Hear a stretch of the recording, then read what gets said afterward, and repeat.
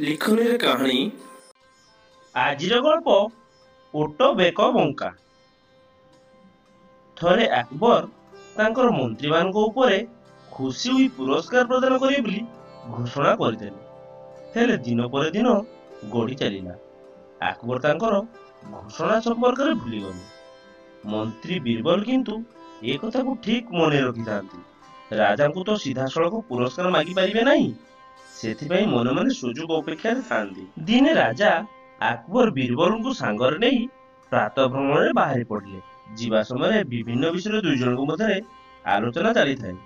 ହଠାତ୍ ଏକ ଓଟ ସେହି ସମୟରେ ସେମାନଙ୍କୁ ବାଟ ଦେଇ ଚାଲିଗଲା। ଓଟକୁ ଦେଖି ଆକବର ପଚାରିଲେ, ବୀରବଲ, କହିଲ ଦେଖି, ଓଟର ବେକ ଏମିତି ବଙ୍କା କାହିଁକି? ବୀରବଲ ତ ସୁଯୋଗ ଅପେକ୍ଷାରେ ଥାନ୍ତି। ସେ ସଙ୍ଗେ ସଙ୍ଗେ ରାଜାଙ୍କୁ ଉତ୍ତର ଦେଲେ, ମହାରାଜ, ଶାସ୍ତ୍ର ପୁରାଣ ମାନଙ୍କରେ କୁହାଯାଇଛି, ଯେଉଁମାନେ ନିଜର ପ୍ରତିଜ୍ଞା ରଖିପାରନ୍ତି ନାହିଁ ସେମାନଙ୍କର ବେକ ଓଟର ବଙ୍କା ବେକ ପରି ହୋଇଥାଏ। ଏଇ ଓଟ କ୍ଷେତ୍ରରେ ବୋଧହୁଏ ସେଇଆ ଘଟିଛି। ବୀରବଲଙ୍କ କଥା ଶୁଣିବା ପରେ ତାଙ୍କର ଏପରି କହିବାର ଉଦ୍ଦେଶ୍ୟ ରାଜା ଜାଣିପାରିଲେ। ଯେମିତି ପ୍ରାତଃ ଭ୍ରମଣରୁ ଫେରିଲେ ନିଜର ପ୍ରତିଜ୍ଞା ଅନୁଯାୟୀ ମନ୍ତ୍ରୀଗଣଙ୍କୁ ପୁରସ୍କୃତ କଲେ, ଏହିପରି ବୀରବଲ ଚତୁରତା ବଳରେ ପ୍ରତ୍ୟେକ ସମସ୍ୟାର ସମାଧାନ କରିଦେଇ ପାରୁଥାନ୍ତି। ଦର୍ଶକ ବନ୍ଧୁ, କ୍ଷୁଦ୍ର ଗଳ୍ପ ସାହାଯ୍ୟରେ ଆପଣମାନଙ୍କୁ ଏଣ୍ଟରଟେନମେଣ୍ଟ କରିବା ଏହା ମୋର ଛୋଟିଆ ପ୍ରୟାସ। ଯଦି କୌଣସି ଉଚ୍ଚାରଣରେ ଭୁଲ ଥାଏ ତାହେଲେ ମୋତେ କ୍ଷମା କରିଦେବେ।